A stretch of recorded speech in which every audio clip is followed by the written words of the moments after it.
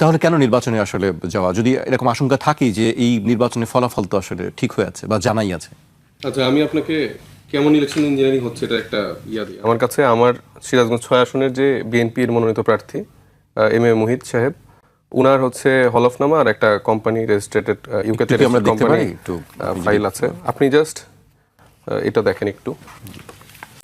তো আমি একটু ছোট করে গল্পটা বলি, তাহলে তো বুঝতে ভালো হবে। তো আমাদের তো কাজ না ধরেন কে দ্বৈত নাগরিক বা কে ঋণ খেলাপি এটা বের করে, এটা কি একজন প্রার্থীর কাজ?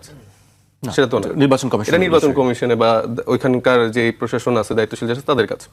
তো আমরা যখন আমাদের মনোনয়ন বৈধতা পেল, যেদিন আমাদের ঘোষণা করলো, তখন আমি দেখতে পেলাম যে সোশ্যাল মিডিয়াগুলোতে এম এ মোহিত সাহেব আছেন, উনার ব্যাপারে হচ্ছে দ্বৈত নাগরিকত্বের বিভিন্ন ইনফরমেশন আসা শুরু করলো।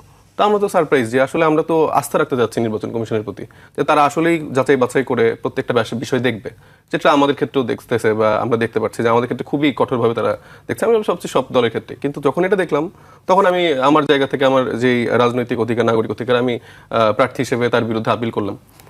আপিল করার সময় আমি তাদেরকে জিজ্ঞেস করলাম যে আপনারা কি এটা ভেরিফাই করেন নাই? বলছে এটা তো আপনারা দেখবেন, আপনারা বের করেন।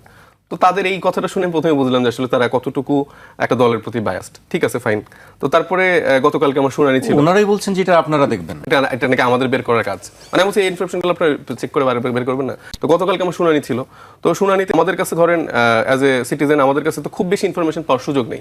এই যে আপনি দেখেন, এটা একটা মানে ইউকে.গভর্নমেন্টের অফিসের কোম্পানি রেজিস্টার্ড একটা জায়গা। আমি এখানে মুহিত সাহেবের যেই ইলেকশনে যে হলফনামা দিয়েছে, সেখানে দু একটা ইনফরমেশন বলি, আপনি জাস্ট একটু মিলাই নেন। একটু 3 নাম্বার পেজে দেখেন ওনার নাম কি মুহিত দেয়া আছে কিনা। থ্রিতে মুহিত দেয়া আছে। তারপরে আপনি এরপরের কয়েকটা পেজে যান, প্রবাবলি এটাতে, এখানে ওনার মেয়ের নাম হচ্ছে শামামা মুহিত কন্যা, এই যে এখানেও কিন্তু সেটা দেয়া আছে।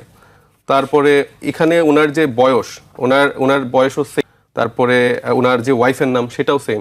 তো এখান থেকে তো মোটামুটি তার দেয়া প্রাপ্ত তথ্য অনুযায়ী কোম্পানিটা রেজিস্ট্রেড হয়েছে ইউকেতে, এবং এটা ইউকের অফিশিয়াল ইউনাইটেড কিংডমের রেজিস্ট্রি। তো এই ইনফরমেশন দেওয়ার পরে এখন যখন আপিল শুনানি হচ্ছে, তো সেখানে আমাদের সাইড থেকে যখন আমরা জাস্ট বলার চেষ্টা করলাম, উনি সরাসরি ওনার দিকে চলে গেল জাস্ট কয়েকটা কোয়েশ্চেনে, যে আচ্ছা আপনি কি ওখানকার নাগরিক? মানে উনি পারলে কোয়েশ্চেনের উত্তরটাও দিয়ে দিচ্ছে। উনি বলার চেষ্টা করছে যে না, আমি মানে সারা জীবন পড়ালেখা এখানে করছি, তারপরে 15 বছর ওইখানে পিএইচডি করছি, এরকম সে ইনফরমেশন দেওয়ার চেষ্টা করলো। তারপর বলছে যে উনি বলছে যে আপনি ছিলেন না তো কখনো, তাই না? বলছে না, আমি কখনো নাগরিক ছিলাম না। তো এই আমরা যখন আমাদের সাইট থেকে যখন বলার চেষ্টা করলো, বলছে যে হ্যাঁ, এটা একটা থার্ড পার্টি ওয়েবসাইটের ইনফরমেশন, এটা কোনো এরকম ভ্যালিড না। তো আমি এতগুলো তথ্য দিলাম, যেখানে অনেকগুলো ইনফরমেশন একসাথে মিলতেছে। তো আপনার তো সুযোগ ছিল যে এই ইনফরমেশনের থ্রুতে তার পাসপোর্ট নাম্বার বা যাচাই বাছাই করার সুযোগটা ছিল, সেই সুযোগটাই তো আপনারা নিলেন না। এবং তাকে মানে উইদিন ধরেন 5 to 10 মিনিটসের মধ্যে ওনারটা জাস্ট শুনেই তাড়াতাড়ি করে বলে হ্যাঁ, আপনি এটা বৈধ। তো একটা ইলেকশন কমিশনের যতগুলো দায়িত্বশীল ব্যক্তি, এই লম্বা একটা টেবিলে সবাই বসে আছে। আপনি বলছেন এই ইনফরমেশন দেওয়ার পরে নির্বাচন কমিশন কোনো যাচাই বাছাই করেনি? না, তারা এখানে বলছে একটা জাস্ট থার্ড পার্টি ওয়েবসাইটের আপনার আরো কিছু দিতে হবে, পাসপোর্ট বা এরকম, মানে এটা দিলে হয়তো তারা একটু মনে করতো। কিন্তু এটা তো আমার দায়িত্ব না। আমি একটা বাংলাদেশি নাগরিক হিসেবে এত ইনফরমেশন কই থেকে পারবো? আপনি অভিযোগ দিতে পারেন, সে যেহেতু দায়িত্বশীল, সে তো এই ইউকে গভর্নমেন্ট বলি, এম্বাসি বলি বা এয়ারপোর্টের থেকে এইসব জায়গা থেকে তো ইনফরমেশন নেওয়ার সুযোগ ছিল। তাদের সেই সদিচ্ছাটা নাই, কারণ তারা এটা ছেড়ে দিয়ে রাখছে। এরকম বিএনপির আরো 20-এর অধিক প্রার্থী আছে যাদের দ্বৈত নাগরিকত্ব আছে। কালকে শুধু একটা মাত্র ইস্যু, যেটা ঋণ খেলাপির হাসনাত আব্দুল্লাহর সাথে যে প্রার্থী আছে, তারটা শুধু অবৈধ ঘোষণা করা হয়েছে। কিন্তু আমাদের কাছে যেটা রিডিং, সেটা হচ্ছে যে তারা আইওয়াশ দেখিয়ে যে দেখেন আমরা কিন্তু সততার বিমূর্ত প্রতীক, আমরা হচ্ছে আপনাদের প্রতি বায়াসড একটা ইলেকশন কমিশন, বিএনপির প্রতি কিন্তু আমাদের কোনো বায়াসনেস নেই। কিন্তু বাকি সবগুলো এরকম করে চড়াই উত্তর করে পার করে দিয়েছে। যেগুলোতে হচ্ছে যে পাসপোর্ট কপিও দিয়েছে অন্যান্য আসনগুলোতে, সেগুলো হচ্ছে যে ঝুলিয়ে রাখছে। আজকে সম্ভবত সেটার একটা সিদ্ধান্ত আসার কথা। তো একটা নির্বাচন কমিশনে যদি এইভাবে চলতে থাকে, মানে আমি আর কি এক্সাম্পল দিব? আপনার সামনে তার হলফনামা, সেই রেজিস্টার্ড ইউকের অফিসিয়াল গভর্নমেন্টের ওয়েবসাইট, কোম্পানির সব ইনফরমেশনগুলো দিলাম। চাই যারা আমাদের দর্শকরা আছে তারাও একটু রিচেক করে নিতে পারেন, তাহলে বুঝেন আপনারা আসলে কোন নির্বাচন কমিশনের অধীনে কিভাবে আসলে ইলেকশনটা করতে যাচ্ছেন। সো এত কিছুর পরও আমরা তো আসলে এই তরুণরাই তো মাঠে থেকে ছাত্র জনতা সবাই মিলে এই অভ্যুত্থানটা সফল করছি একটা নতুন বাংলাদেশ বিনির্মাণের জন্য, একটা পরিবর্তিত বাংলাদেশ যেখানে একটা সিস্টেমেটিক পরিবর্তন হবে। কিন্তু সেই সিস্টেমেটিক পরিবর্তনের জন্য এখন গণভোটের জন্য আমরা হ্যাঁ ক্যাম্পেইন করছি, কিন্তু ওই দলটা আসলে সেটাতেও না। মানে তারা আসলে কি চাচ্ছে, মানে একদিকে আমরা দেখতেছি যে মানে এই জুলাইয়ের ফলেই তো আসলে যে অ্যাটর্নি জেনারেল মানে হলেন, যে ওনার নাম কি, মোহাম্মদ আসাদুজ্জামান, তো সাবেক যে অ্যাটর্নি জেনারেল ছিলেন, সে এখন হচ্ছে বিএনপির প্রার্থী হিসেবে ইলেকশন করতেছেন। তো সে একটা সবাই যে বলতেছে যে যখন হচ্ছে যে এরকম রিড করা হয়, সে নাকি এটা আটকানোর চেষ্টা করছিল, যে না আমরা সবাইকে এরকম করে করতে পারি না, এবং তারা এখন বলা শুরু করছে ইলেকশনের মাঠে। আগে তো বলতো না, এই একটা ভেগ আনসার দিত তারেক রহমান সাহেবের মতো, উই হ্যাভ প্ল্যান কি সেটার কেউ জানে না। সো এই উই হ্যাভ এ প্ল্যানের মতো করে তারা প্রত্যেকটা জায়গায় ভেগ এরকম করে উত্তর দিত, হ্যাঁতেও আসি নাতেও আসি, কিন্তু কোনো উত্তর দিত না। এখন ইলেকশনের আগে হয়তো কিছু ভোটার ব্যাংক ট্যাঙ্ক দেখতে পাচ্ছে, তখন এগুলো জানাচ্ছে। আবার দেখতেছি যে এই মানে বিভিন্ন হত্যা মামলায় আসামি এরা 200-300 কর্মী বিভিন্ন জায়গায় আওয়ামী লীগের যারা ছিলেন তারা সব বিএনপিতে যোগ দিচ্ছে, সেটা আবার ফলাও করে তারা অনুষ্ঠান করে তাদেরকে গ্রহণ করতেছে। এই যদি হয় বিএনপির অবস্থান, যদি হয় বা আপনার বক্তব্য অনুযায়ী যদি অবস্থা যদি এটাই হয় যে আপনারা বুঝতে পারছেন, তাহলে কেন আসলে সেই নির্বাচনে আপনারা পার্টিসিপেট করছেন? আমরা তো চেষ্টা করতেছি, মানে বলে কয়ে প্রতিবাদ করে সর্বোচ্চ চেষ্টাটা আমরা তো করে যাচ্ছি, কারণ আমরা তো নতুন করে আর কোনো রক্তপাত চাই না, কোনো হানাহানি চাই না। আমরা চাই নতুন বাংলাদেশে এই ফ্যাসিবাদ বিরোধী সকল শক্তি মিলে একসাথে। আমার আপনার মতো পার্থক্য অবশ্যই থাকবে, আমি আমার আইডিওলজি নিয়ে, আমি আমার মুভমেন্ট বা আমি আমার জায়গা থেকে যে ইশতেহারটা জনগণের জন্য আমি রেডি করেছি, সেটা নিয়ে আমি তার দাঁড়ে দাঁড়ে যাই।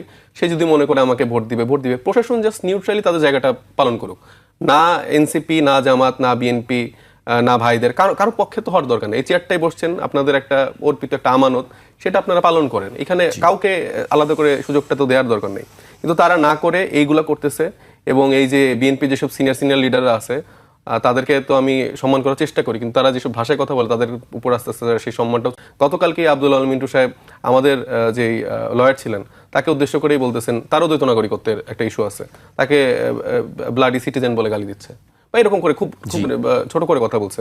তো এই ব্লাডি সিটিজেনদের কাছে আপনারা এখন এই ভোটের আগে টুপি পরে ইসলামী লেবাস ধারণ করে হঠাৎ করে যে হচ্ছে ভোট চাবেন, ক্ষমা চাবেন, আমি একটাকে অ্যাড করি, এই যে টুপি পরে ভোটের মাঠে নামা বা ইসলামী লেবাস, এটা তো আমরা দেখছি সব রাজনৈতিক দলে করেনি। তো এই যে ওনারা যে এরকম করে শুরু করতেছে, কিন্তু আমাদেরকে তো তারা ওইভাবে তো মূল্যায়ন করে না, কারণ ভোটটা পেয়ে যাওয়ার পরে আব্দুল আল মিন্টু সাহেব থেকে শুরু করে আপনারা নতুন করে এই সালমান এফ রহমান তৈরি হইতে দেন, তারপরে ওই আওয়ামী লীগের সময় যেসব বড় বড় লোকজন ছিল যারা আসলে মানুষই মনে করতো না, এরকম অলরেডি কিছু ফিগার তৈরি হয়ে গেছে, সালাউদ্দিন সাহেব থেকে শুরু করে অনেকে তৈরি হয়ে গেছে।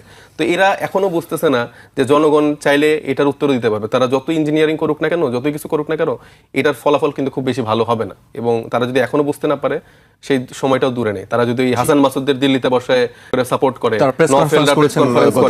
হচ্ছে যে তারা বাংলাদেশের ভিতর বিষয়ে এখন কথা বলা শুরু করে দিল্লিতে বসে বসে, এটা তো কারো শেল্টার ছাড়া তো তারা সুযোগটা পায় না। অ্যাটর্নি জেনারেল এই হচ্ছে যে সালাউদ্দিন সাহেবরা এদেরকে সুযোগটা করে দিচ্ছে, এই বড় গলায় কথা বলার সুযোগ করে দিচ্ছে।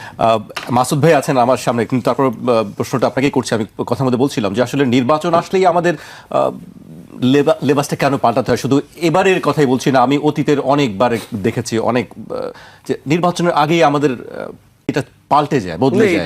এটা কেন? এটা হচ্ছে আমি বললাম যে আমরা যেই নতুন এটা সমর্থন করেন, আমি সমর্থন করি না। ধরেন আমি কিন্তু প্র্যাকটিসিং মুসলিম, কিন্তু ধরেন আমি জিন্স পড়তেছি, তো সে না, অনেকে প্র্যাকটিস পারে, সেটা তার ব্যক্তিগত চয়েস, এটা আমার কোনো রাইট নেই তাকে বাধ্য করা যে তোমার প্র্যাকটিসিং মুসলিম হতে হবে। সে তার মধ্যে যদি সেই ঈমান আকীদা না আসে, আমি আমার জায়গা থেকে তাকে সর্বোচ্চ বলতে পারবো, সে যদি আমার কাছের মানুষ হয়, কিন্তু জোর করে কারোর উপর চাপাই দেওয়ার আমার রাইটটা নাই। এখন ধরেন যে আমি এখন ফেক করে আমি টুপি পরে আলাদা করে মানে সারাদিন হচ্ছে এই কাজগুলো করছি, ওটা তো আসলে ঠিক না।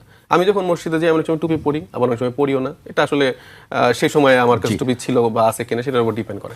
আমাদের দলের এরকম অনেক করতেছে, এই যে জিনিসটাকে আমি আসলে সাপোর্ট করি না। আমার মনে হয় যে যেটা আপনি সেটাই থাকার চেষ্টা করা উচিত, মানে এটা বাড়তি কোনো কিছু করার প্রয়োজন পড়ে না। মানুষ তো এখন অনেক স্মার্ট,